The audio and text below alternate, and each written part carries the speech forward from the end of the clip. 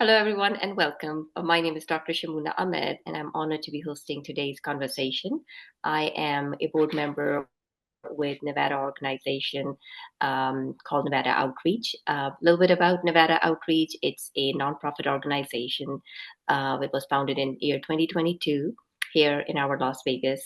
And our focus basically to have that team of people to have Las Vegas diverse communities, especially South Asian communities, to engage in local politics. We work to encourage participation, education. We create spaces where minority voices can be heard.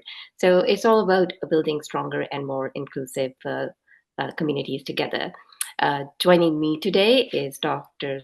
Sandra Kosgrove, a very well-known professor of history at the College of Southern Nevada and a leading voice in civic education. Dr. Cosgrove is involved helping Nevadans understand how government works. In this interview, we will explore her insight on Nevada political structure and how important it is for us as a public to do a public participation. And she's also an executive director of Vote Nevada. So I am excited to dive in the dialogue with her and share her perspective. So Dr. Cosgrove, thank you Thank for you. being I'm here. glad to be here. Let's begin.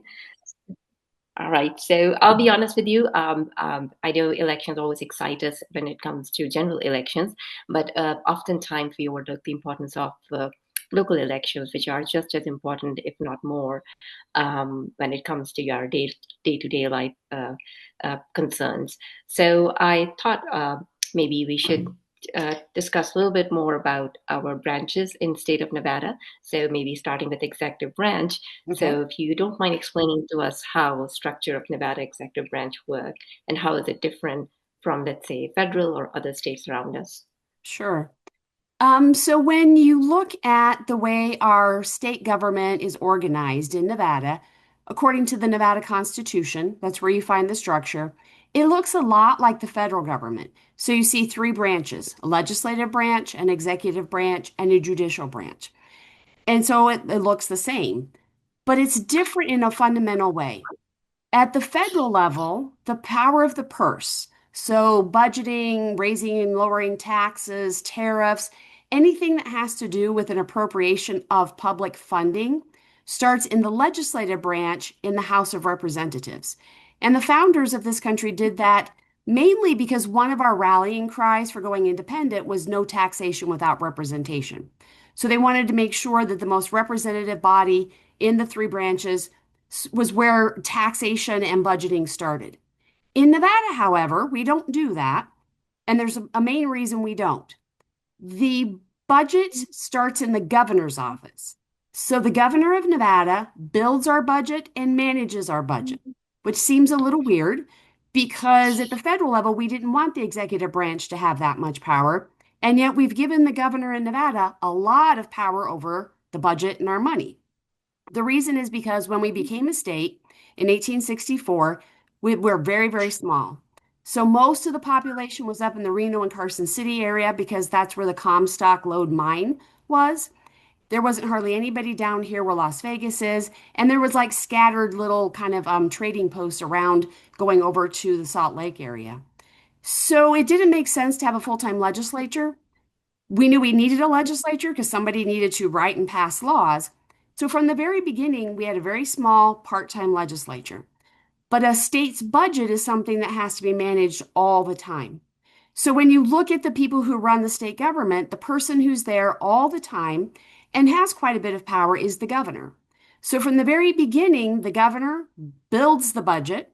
So he or she, whoever it is, decides how much money each of the branches are going to get, all of the state agencies, if there's money going down to the counties and cities. And then right before the legislature meets every other year, the governor hands the budget over to the legislature. The legislature has power during the session to maybe change the budget. They can add, they can subtract, they can move money around. But if they decide they want more money, then they have to come up with taxes to increase the amount of revenue. Most people who are elected don't want to raise taxes. So when the governor gives the budget over to the legislature, we all assume that's going to be the budget. There might be some little changes here and there, but pretty much that's going to be the budget. That kind of confuses people because the legislative session starts and there's a budget, but it keeps getting referred to as the governor's budget. And so I've had people say to me, why do they call it that? Didn't it come from the legislature? And I have to say, no, here it's the governor that controls the money. Oh, got it. Okay. So does governor has like a council or a group of people that advise him to do that, or Yes, he has um, a group of advisors that he mhm. selects, that the governor brings in. And these are analysts who come in who understand all of the budgets as they exist. They understand all of our revenue streams as they exist and are able to create what's called a base budget. We know how much it costs right now to run Health and Human Services. We know how much it costs to run the State Board of Education. So those folks would set a base budget saying, this is how much money we have to spend unless you want to cut things. From there, the governor then decides, do you want to add money? Do you want to give more to mental health? Do you want to do more for education? If that's the case, then the governor has to figure out how to raise that revenue. So either move money from one place to the other in the budget, or increase a tax or develop a new tax to bring in more money. Good to know that. And so when I was reading about it, one thing also came. It's called Plural Executive System in state of Nevada. So I wonder what that means and how does it impact our governing in state of Nevada. So that's another thing that we're kind of unique in, but not in the West. A lot of Western states adopted this model because a lot of Western states started out relatively small at the beginning. And in states where they would have a governor and then the governor would pick a secretary of state and an attorney general and a treasurer, unfortunately, there was a lot of corruption. So they would get bribed by the railroad people, they would get bribed by the mining people. And if you're appointed, the only person that's holding you accountable is the person who appointed you. If that person is corrupt too, then the people in the state have a real problem.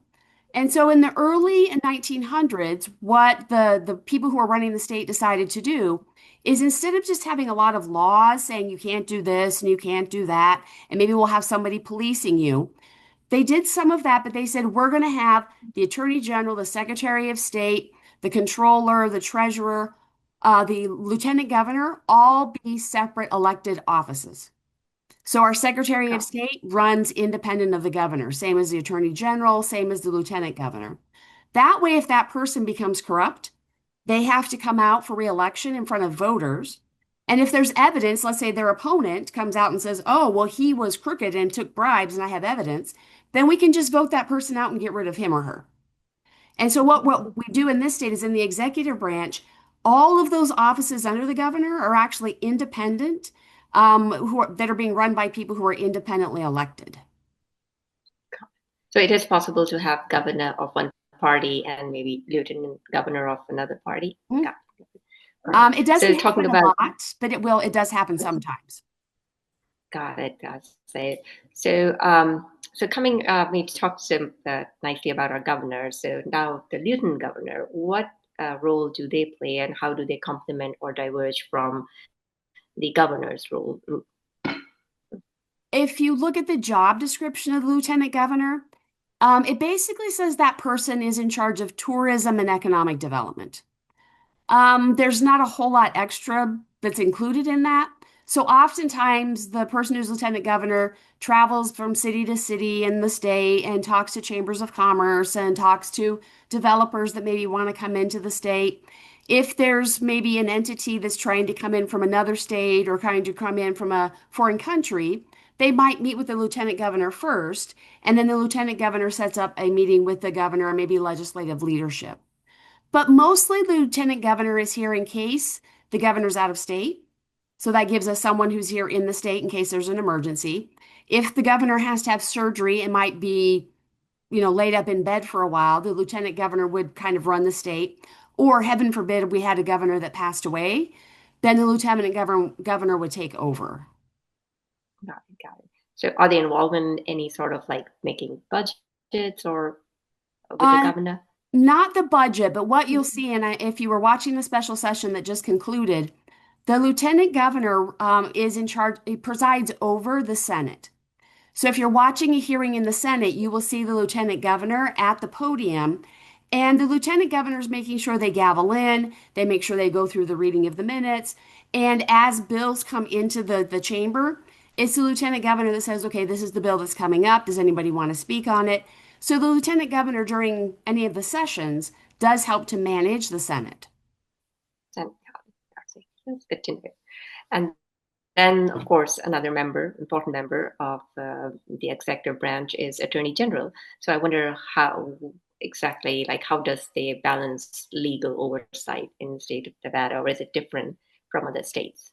It's different because right now you'll see the difference because we have a Republican governor and a Democratic attorney general. The attorney general is the top law officer for the state. And so, if there's audits that need to be done because there might be corruption in a state agency, the Attorney General's office is going to be the one that's in charge of that. If we get sued by another state, it's the Attorney General. If the Attorney General needs to hold, say, a company accountable that's hurt the citizens of the United States, the Attorney General handles that lawsuit. Right now, there's some conflict between the governor and the Attorney General because our Attorney General is filing lawsuits against the Trump administration. So when the Trump administration said they weren't going to allocate all the education revenue that had been allocated by Congress, our Attorney General sued the federal government to get access to that money. The Attorney General doesn't have to get permission from the governor to do that. And so the governor has mentioned that he doesn't appreciate the fact that the Attorney General keeps filing lawsuits against the federal government, specifically the Trump administration. I see. So, but they can independently do that if Yep. they Yep. He would has like. the authority. Yep. Got it. That's awesome. So that's good. And then, of course, Secretary of State. So, what responsibilities do they have in our political system? Secretary of State usually in most states handles elections in some way, and that is true in the state of Nevada. So if you go to the Secretary of State's website here in Nevada, there's two main functions. The Secretary of State handles business licensing. So if you want to get a license in the state of Nevada to run a business, you'll go through the Secretary of State's office. And the other side of the office and the other side of the website is all elections management. And so the Secretary of State and his Deputy Secretary of Elections, and that's Mark Voloshin right now, interfaces with all of the county clerks and registrars. And the day-to-day business of running elections is done at the county level. But federal money that comes in for elections or regulations that come down from the legislature come through the Secretary of State's office and then down to the counties. And so when we bought new voting equipment this last election cycle, it was the Secretary of State's office that worked with the legislature to get the money and then to make sure that the purchase was made and all the equipment went down to the counties. So they're kind of the go-between between the legislature and the counties and the federal government and the counties. Got it. Okay, that's good to know. Is it any other role they play in state of Nevada specifically? Or There's things like dog licensing. That's a weird thing they do. All the okay. licensing of dogs actually goes through their office at some point. If you become a notary, so if you want to become a certified notary in Nevada, you have to go through the Secretary of State. So there's a bunch of little things that have been added, but mostly it's business licensing and elections. Got it. Good to know. And then the last but not the least, our state treasurer and state controller. I wonder what responsibility fall under them. The question I get asked the most in midterms when people get their sample ballot is what the heck is a controller? And it's important if you think about it this way, it makes a lot of sense. Going back 100 years, you didn't have controllers, you had a treasurer. And what the treasurer does is manage the state's money. So when the money comes in that's going to go into the governor's budget, it comes through the treasurer's office first. That's where the tax revenue is coming in. The treasurer takes money that's not being used and invests it. So there's all of our dollars aren't being used all at the same time. There might be extra money that's sitting that the governor maybe sets aside to be used later that the treasurer's office can then invest in stocks or bonds. And so the treasurer needs to be somebody that understands the stock market, understands real estate, understands how to get a good return for our money. When the legislative session is over and money has been allocated out to the state agencies and the counties and the cities, that money needs to transfer from the treasurer's office out to the agencies or the cities. That's what the controller does. And so If you're thinking about a household budget, the controller runs the checkbook. And so think of the treasurer's office as kind of being the bank, that's where the money is. But when the money's allocated out, it's the controller that says, okay, here's a piece of legislation. It says Clark County is supposed to get $7.9 million. I'm going to ask the treasurer's office for that $7.9 million. Then I'll write the check and record it and then send it out to Clark County. I see. All right. And again, I assume it's an independent branch, so Right. they can, if they want to do investment, buying bonds, they can do independently without getting influenced by any party or governor's Right. office. And the controller is supposed to be keeping check. And Got so again, if you're running the checkbook, you know where how much money's supposed to be everywhere, you know how much money is being drawn down. And so that way, the treasurer is doing his or her job. The controller then is able to come in and say through the checkbook, where's all the money, what's happening, and then can verify everything looks good or maybe if there's problems. But the money never directly goes from the treasurer's office someplace. It always comes through that controller's office so that we have kind of a double check on where the money is. it.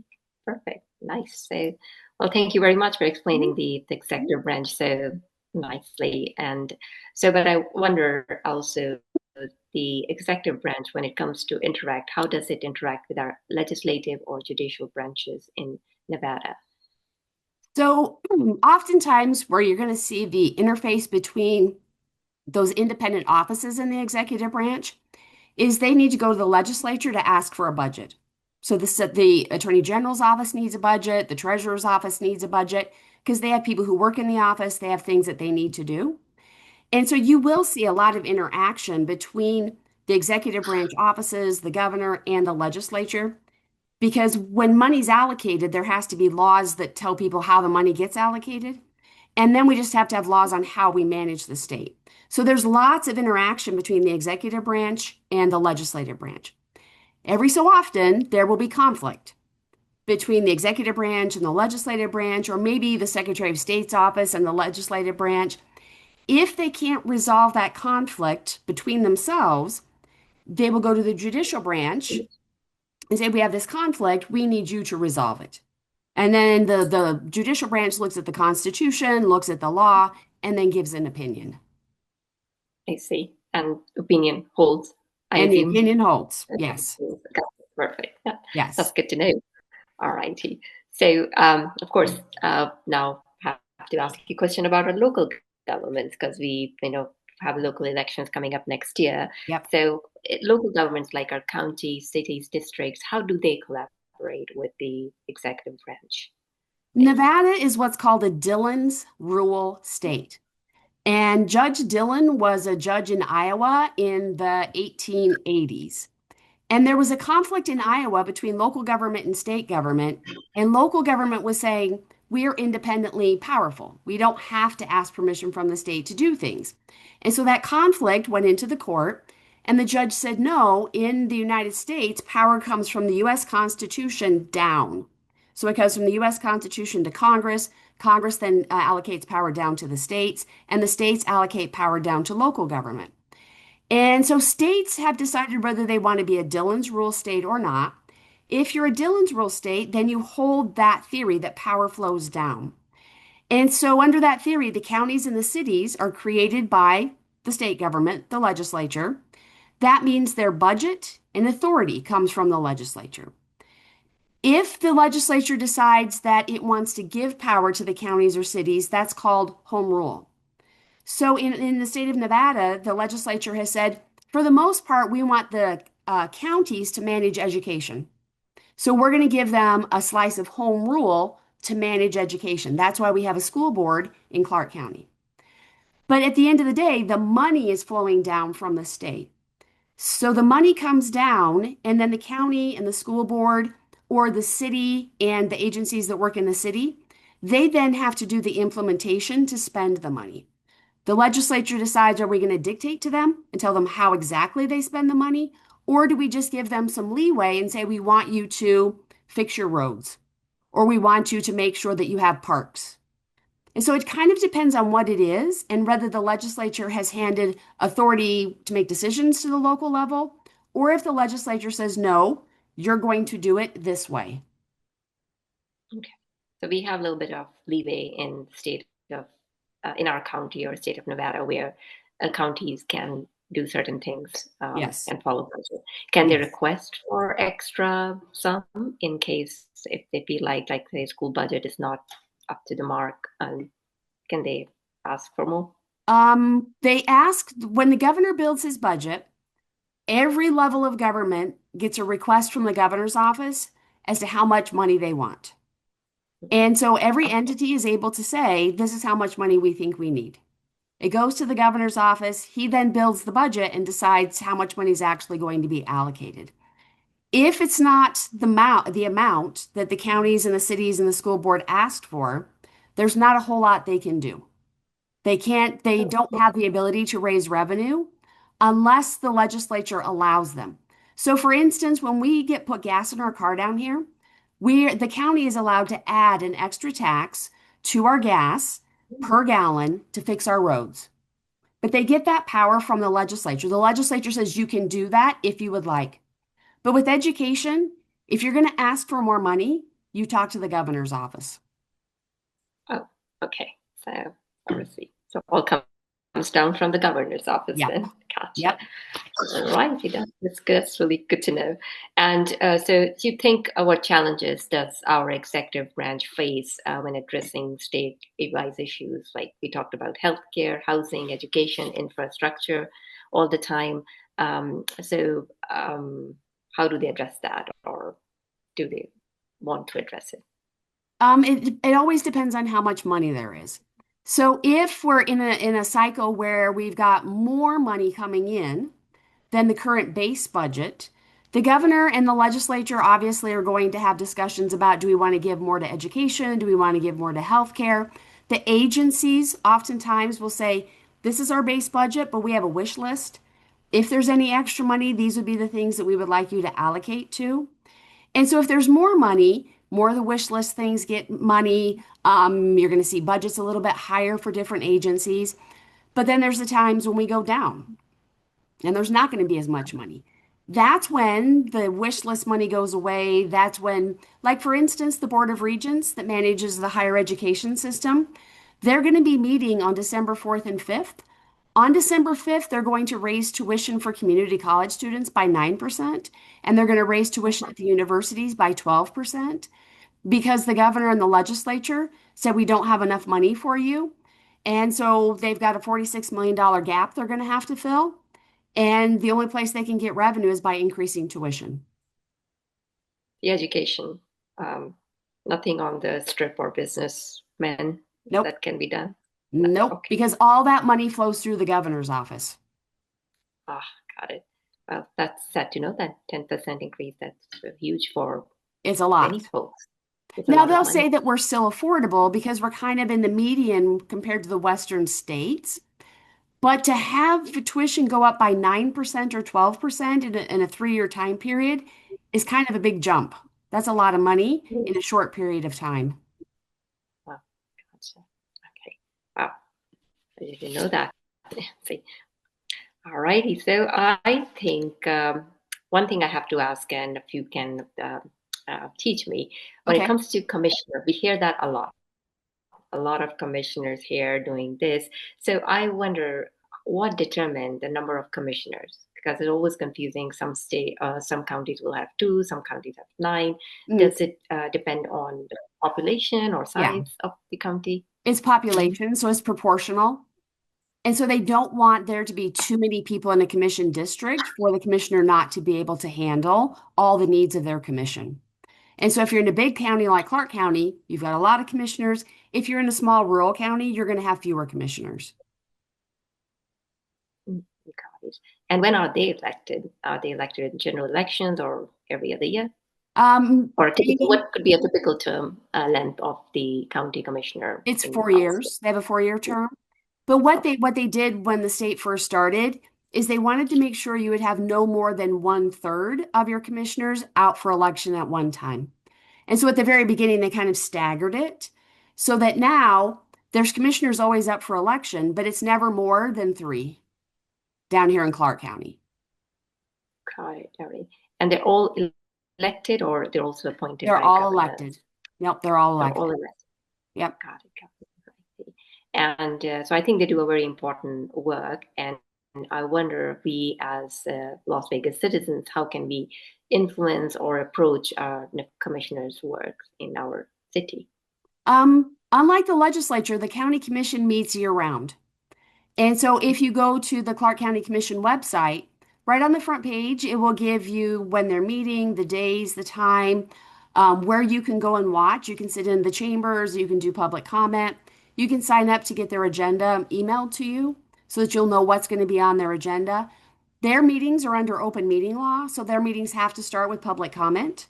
They have to let people do public comment on individual items that are up for votes, and then they do public comment at the end. And so anybody that wants to go to a meeting has the ability to speak in front of the commissioners if they have a concern. Got it. And we can find that on their websites also when they're meeting Yep. and Yeah. all sorts of It's the stuff. Clark County Commission website. It's right on the front page. Right. And so what role do you think they play in shaping? I'm sure they play an important role, but in shaping our local policy, or like why should voters pay attention to their elections? Are they? Yeah. The biggest role they play is in zoning and development. And so when you look at where residential areas in the county are and where business areas are and whether we're going to have a film studio and those types of things, it's the county commission that's in charge of all the zoning. Underneath each commissioner, there is a town advisory board. So, for instance, I'm chair of the Sunrise Manor Town Advisory Board. And what we do is we meet every other week on a Thursday evening. All the zoning variances on the east side of town come through us first. And so we are able to see whether they want to maybe zone something that's residential into commercial or something commercial into residential. Um, we also get kind of funny things too. Like over on the east side, some of the Cirque du Soleil workers, the trapeze artists live on our side of the town. So they had to come in and get a permit to have a 54-foot high trapeze in one of their backyards. Oh, And there's okay. no rule against that, so we said yes. But Okay. over on the east side, we have rural preservation properties. So if you want to have more than one donkey, you have to come get a zoning variance from us. If you want to have more than three roosters, you have to come get a zoning variance for us. We have large properties, so if you want to do a casita and maybe it's going to be within a certain number of feet from the fence, you come and get a zoning variance for us. We then report up to the county commission on every decision that we make for the east side. So every part of the county has one of those town boards. Okay. And the commissioner more or less will review and approve or disapprove Right, we make based the on your. recommendation. Yeah, so we made the recommendation on the trapeze and set that to the county commission. The county commission then sees the testimony we heard, looks at our decision and what we said, and then makes the final decision. Got it. Got it. I see. So zoning is important, and of It's course, very the residents important. living in the certain zone. I believe you have to be living in that area code or in that zone to be in a advisory like board. Yeah, so because I live on the east side, I can be on that town board, but anybody can come to our meetings. They can do public comment because sometimes we have people who live in California, but who have property here in Clark County that will fly in and talk to us because of something that's happening to their property. Oh, okay. And this is also we can find on website in case if you want to attend. Yeah, if you go to the Clark County Commission's website, if you just type in town advisory boards, all of them come up. Oh, okay, perfect. That's really good. So, do you think our current system of electing commissioners serves all communities equally, or is there some variation? Would you say? I think the way we elect the county commissioners is okay. I think the problem that we have is we have a legislature that has a lot of power over the whole state that only meets every other year. And I think Okay. we need to have more power come down to the counties and come down to the cities because they meet all year round. They're under open meeting law. We can go and talk to them. And so I think one of the problems that we're having, and I think that's why we just had to have a special session, is all the power is with the part-time body. And so I think we need to have a serious conversation about more power coming down to the local level so that we, the residents here, could have more discussions about education at the local level and not have to wait for the legislature to reconvene. That's every other year. every other Yeah. year. And so when you've got things are changing and we've got, mental health crisis or something going on, now we have to wait until February of 2027 for the legislature to come back. Got it. Okay. That's good to know, Dr. Mhm. Cosgrove. And a couple of questions, if you may help me understand. If you could change one aspect of commissioner election process, uh, what would that be? Again, I don't think I would If, change anything about the county commission. I would actually like to got give them it. more Okay. power so that we can Mhm. interface with them instead of having to wait until the legislature comes into session. Yeah, yeah, yeah. I think I put it in the wrong way. That was my next question. So, what suggestion would you have we should do to have our commissioners more power to make changes at local level? So what we're going to need to do, and so I mean, a lot of people are talking about doing annual sessions of the legislature so that they're there every year, but still, that only gives them 60 days per year to run the state.